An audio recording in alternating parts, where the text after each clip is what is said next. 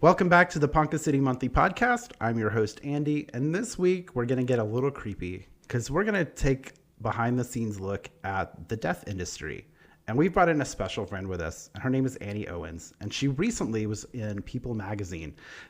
She has a great TikTok where she talks about her life as a mortician and how she got out of it and how she got into it and the 5 things that she will never do because of it. And so we've got Annie with us. Annie, how are you doing today? Hi, I'm doing great, Andy. Thank you for this opportunity. Yeah. I love the Ponca City Monthly and have followed it for quite a while. So fantastic. Thanks so much. Yeah, it's an honor to be here. Thanks. Yay. So everybody has to ask you this question. How did you get into this business? Yeah. Like what age did you decide I want to deal with death? Yeah. Well, you know what's funny is when I was a child, I was kind of an interesting child. And I looking back now, I think not so much like Wednesday from Addams Family, but kind of like that. I was a little weird, right? So my first memory of actually being kind of pulled towards death is I was about 7 and my mom said, we have to go to this funeral. I don't know if she didn't have a babysitter for me, but she took me to this funeral of someone that I didn't know. And we got in the car and I said, Mom, I loved that. I think I love funerals. And my mom said, Annie, don't tell anyone that. From there, I feel like when I was in junior high, several different things shaped me and kind of opened my eyes to maybe, I had a friend of mine and her brother passed away in a car accident. And I just remember being at that service and just watching the directors. They were so kind and helpful and assertive. And that had a big impact on me. So fast forward to high school, I sat down with my dad and I said, I think I might want to be a mortician. And he said, women don't have that job. He meant well, right? He was like, you're not strong enough to lift the bodies, And I thought to myself, well, maybe so, because I don't think I knew at that time there's any female morticians, So, fast forward, I went to NOC, which is a great junior college, and then went to UCO, and I was going to major in, I was maybe going to get my licensed professional counselor's degree and help children with bereavement. That was kind of the goal. That was the path, right? But for some reason, the universe keeps pulling me back towards, the death industry, because I was in a class called Psychology and Grief. And I had a girl sit next to me and she said, why aren't you in the funeral program? And for some reason, I don't know, maybe if I just put it out of my mind, I did not really think about the fact that UCO is the only, other than Dallas or Kansas City, really has a degree for that. And I said, well, are you in the industry? She goes, well, I'm getting my license. And I said, well, and I didn't say it out loud, but I thought, well, you're female, So she said, you should really change your major. And so I really thought about that. At this point, I was a junior, obviously. And I was really nervous I knew that I wanted to work with families and I knew that I could, but I was really worried about the aspect of the science, the body, the embalming. So I got the opportunity to go to work with my mom's best friend. She was actually in medical school. And so I was able to witness an autopsy. And I remember so clearly when I walked into that room, I was really nervous because I didn't know if I was going to pass out or if I was, And, the medical tech said, no, I've seen third-year medical students pass out, and I was nervous, But, when he, and I think most people don't understand that actually an autopsy is, the embalming and autopsy, there's quite a difference, with an autopsy, they, and I don't know if you want to say, we can back this up because I don't know how graphic you can be on, okay, keep going. Yeah. I don't have any rules. Yeah. Okay. That sounds good. Usually what happens, I'll be honest, is that this probably won't air for a few weeks. Mm-hmm. So I'll forget this entire conversation. Right. And then I will listen to it. And if I get bored at any point, that's where I cut it. Yeah. Be like, beep. Okay. That sounds good. That's right. If I'm bored, other people are bored. Yeah, exactly. Okay. Good. Sounds like a plan. I just remember being so fascinated by the autopsy, and it was really an honor to be there and to witness the they removed all the organs and weighed all the organs. And so, I thought this is something I think I could do, out of respect for didn't pass out, didn't get sick, because you just don't know how you're going to react, So I felt pretty confident if I could do that, I could do almost anything, Looking back, did I realize what was in store for me when it comes to, the actual working in the industry? We see a lot of things that, I don't think a lot of funeral directors are prepared for. It's just like, baptism by fire. You just have to, you go on a call and you're there and you just deal with it. But, because there's a lot of sad situations. Like I said, going back to going into the industry, I was very lucky that the owner of Trout Funeral Home here in town, he was a good family friend, and I sat down with him and asked him a lot of questions. And I remember he kind of tried to scare me off a little bit. He said, this is not for everyone, but he did also encourage me. So he said, I will hold a spot for you open, when you graduate. So that's how I actually came back to Ponca City, which is my hometown, which was wonderful. Mm-hmm. Okay. Yeah. And at the time, I didn't really think about the fact. I was really excited to come back to my original community, and I knew a lot of people here, but I just didn't, there was a lot of challenges with that too, because being in a small town, I don't think I prepared myself for, helping families that I knew personally, so, but there was a lot of difficult moments, but it was so fulfilling for me to be able to be there for someone else, Sure. And I would want someone to be there for me. So it was, it's really been an honor, and all these stories that I've collected, some are funny, some are, graphic. I try real hard to be very respectful, that's first and foremost. I want to be respectful. And sometimes when people ask me about the industry, I think they walk away a little depressed because they wonder. So did that answer your question about? Absolutely. Okay. Yeah. Okay. So when you went to that first funeral when you were a kid, was there something that stuck out to you? Was it like the pomp and circumstance of everything, the flowers? I believe so. And so you just thought, wow, and you probably didn't realize it at that point. Like, this is where my life is going to go. But, right. But I clearly remember the casket centered with, the lamps on either side and flowers. And I think that's what it was. That's a great way to put it. And then just the formality of it all. I think as a 7-year-old, I'd never really witnessed anything. And there was something that really stood out to me. And of course I want to say that it was like destiny, and looking back, this is strange too, is as a child, I had multiple dreams as a child, and I was standing in the back of a service and just looking down at the casket. Wow. So throughout my life, I've had an ongoing, reoccurring dream of being at funerals. Wow. Yeah. That's kind of weird. Very weird. Mm-hmm. Yeah. I remember my first funeral as a little child, I cried the entire time. You did?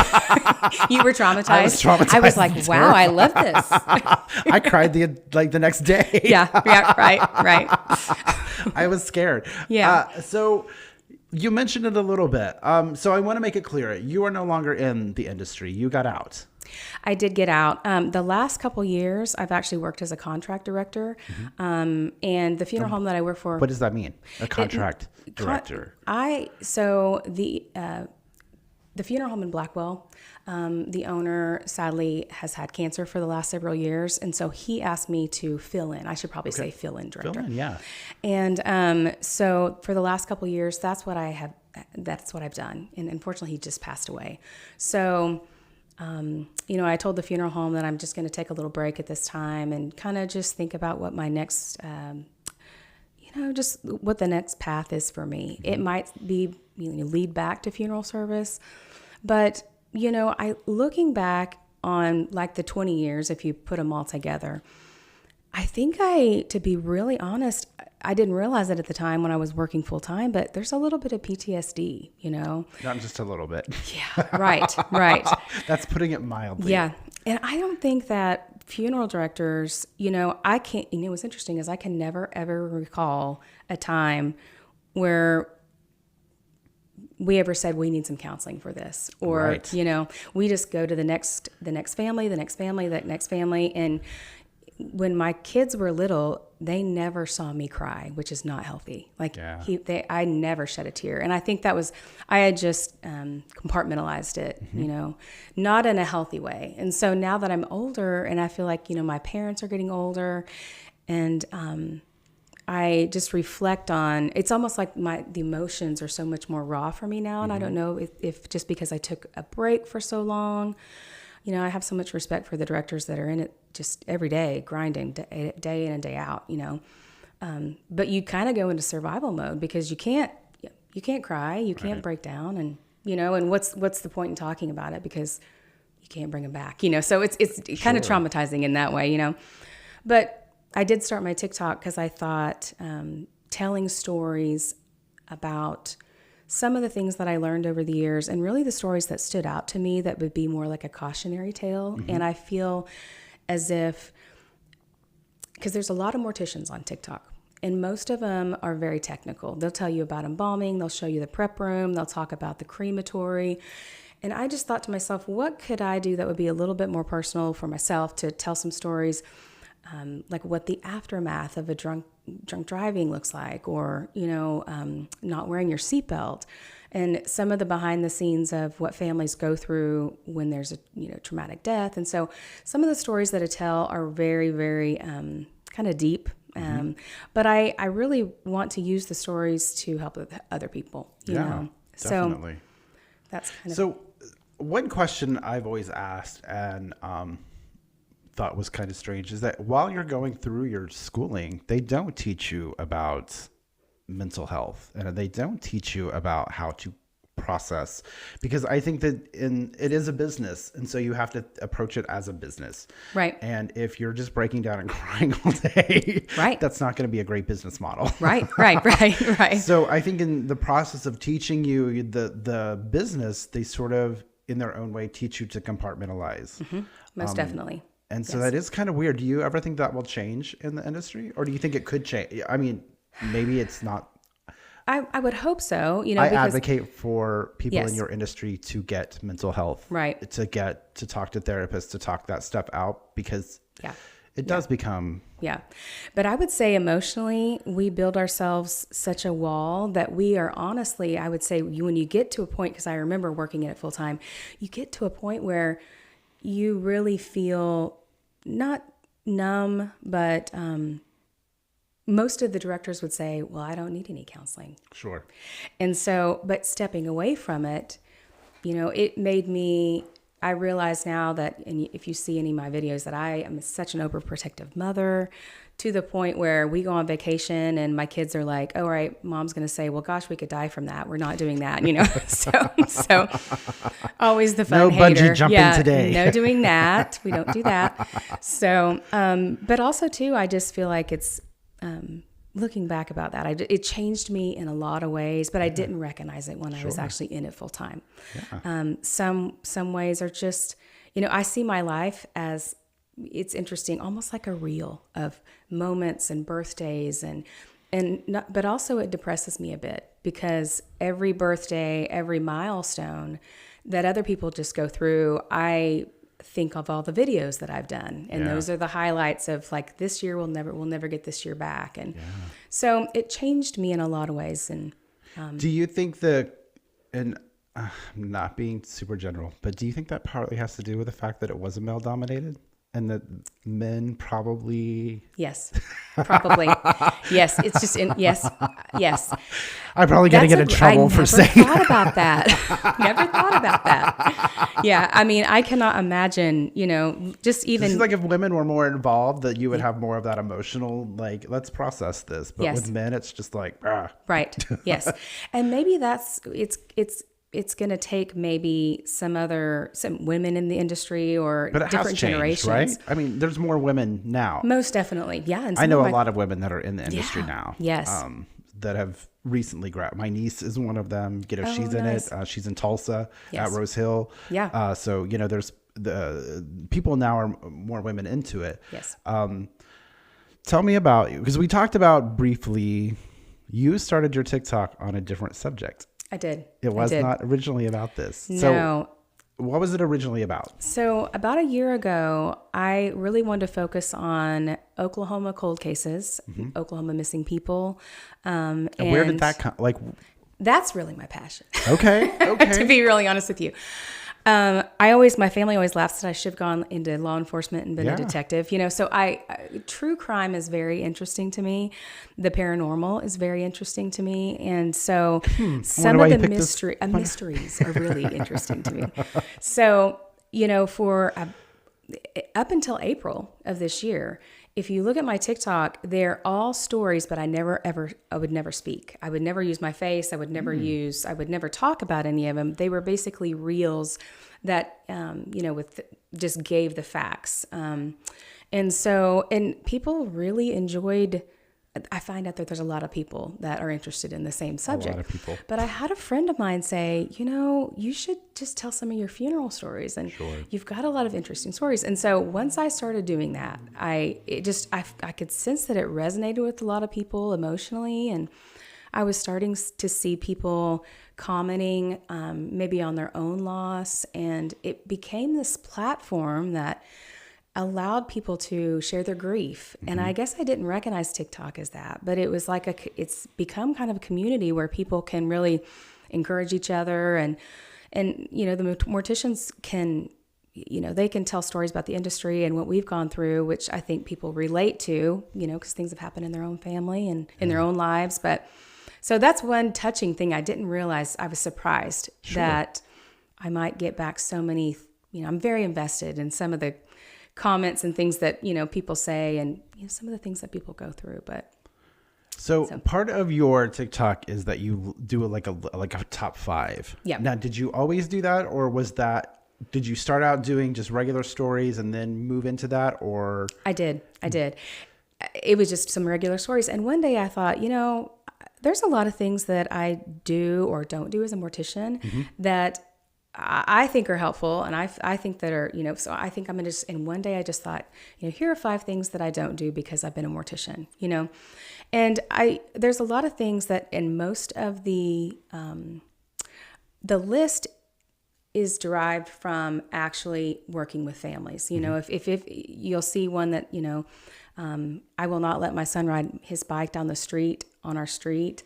And I had a lot of flack. I got a lot of, poor kids, you let them have a childhood, helicopter mom, but in which there might be right in innocence, but standing by a 7-year-old's casket that got hit by a car, and that's where the PTSD comes in, but, he rides around our property, but, as far as down the street, I'm very strict when it comes to the safety aspect. I don't let them walk in a parking lot because a car could back over them. And so some of the things that I share are from cases that, that I worked with at the funeral. Yeah. So I'm going to ask a weird question. Yeah. Did you know, I have been in marketing for 30 years. So I know that to get good marketing, you do top 5 list. Did you know that whenever you did that, or was it just completely random? I did not know that. Okay. And I will say, because I was wondering, because I was like, when you first told me that it was like a top 5 list, I was like, oh, did you do that strategically? But what's interesting about that is I have noticed that those videos get so much more, watch time. Yes. Because with TikTok, to be a relevant video, they have to watch longer. I mean, because, I don't know if you get on TikTok, I'm just scrolling. Yeah. It has to be longer than 5 seconds. They have to stay with you. So, and honestly, looking back, I may have watched a doctor video that did the same thing, but I think I just, but you just came through it naturally. Yeah, I guess. You're not like us who plan that stuff. Now you need to give me some tips, right? What else do people want to know? You're doing a good job. I just want to say that. So let's talk about, we talked about this a little before we started, but what happens that night when you post that video and then you wake up the next morning and it has 800,000 views? Right. What's that feel like? I was in shock. Yeah. I was in shock. And, I woke up and I thought, what? I cannot believe this, that it just took off. And of course, it's the video that I had a pink sweatshirt. People were like, do you have a neck brace on? They were making fun of me. I had a pink sweatshirt on. My hair is pulled back in a ponytail. Of course, it's the one that's going to go viral, but I was just really shocked that people were so interested in that. And it, I think I went from 16,000 followers, which I thought I had a lot. At 5,000, I was really excited, and, I went, to 32,000 followers, so, I'm still surprised. Yeah. I'm still surprised that people are that interested, because to me, it's just natural to tell stories and things that I've learned. But, our industry, I think, is very fascinating and veil of mystery. But do you feel like, so like you just started out, you were just posting fun videos, stuff that now whenever you post something, do you feel like there's a certain, like you were talking about, if you're okay to talk about this, you make money off of TikTok from your videos? I have, yes. Yeah. Yes. So do you still have fun when you post them, or now is it like, now this is a job, I have to do something that's going to resonate? I have a lot of fun still, but the more that I do the videos, the more that I really want to, the stories that I tell, and if I lean towards any of the paranormal stories, people are really interested in that, which that's fascinating to me as well.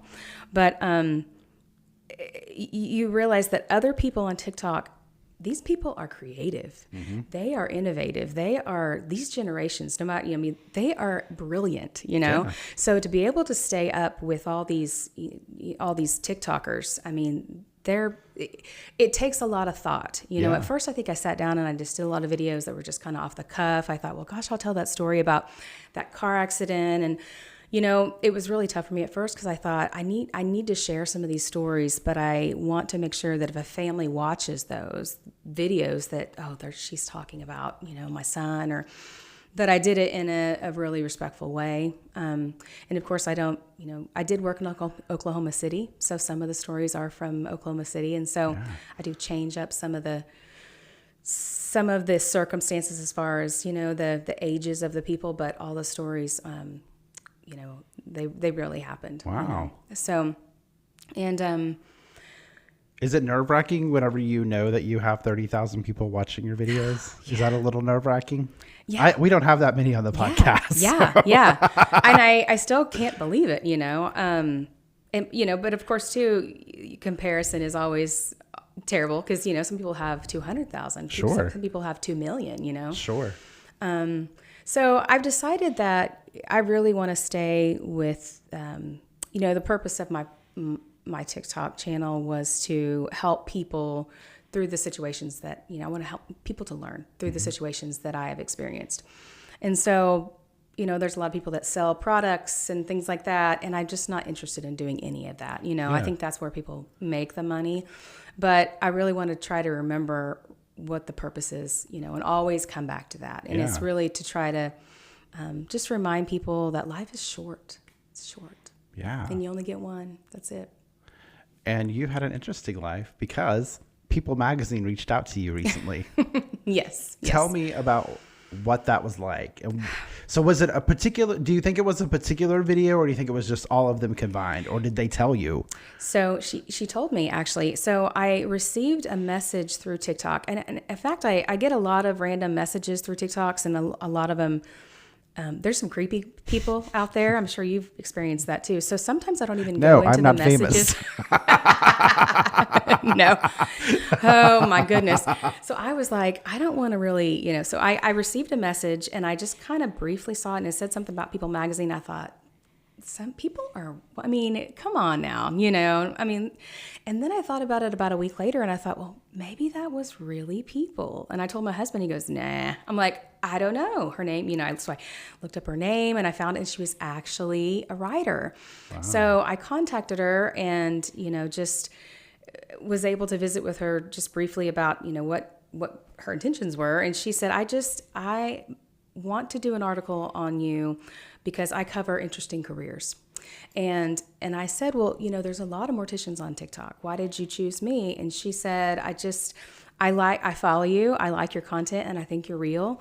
And I just like your content. I was really surprised. I was really humbled. I thought, so we set up a Zoom call, and she was amazing, and talked about 45 minutes. And, she asked me a lot of the questions that you're asking me today. And This is the questions people want to know. Yeah, and it was nerve-wracking. It's nerve-wracking too, because I just, it's like, in light of like The Mortician, the show, all of the bad apples in the industry, I wanted to represent the industry in the light that it should be represented, because everyone has so much integrity, but you don't see that. You really just hear about all the, all the bad stuff. So it was a lot of pressure, and I think that I wasn't as deserving as many other directors that could have done the article, but it was fun.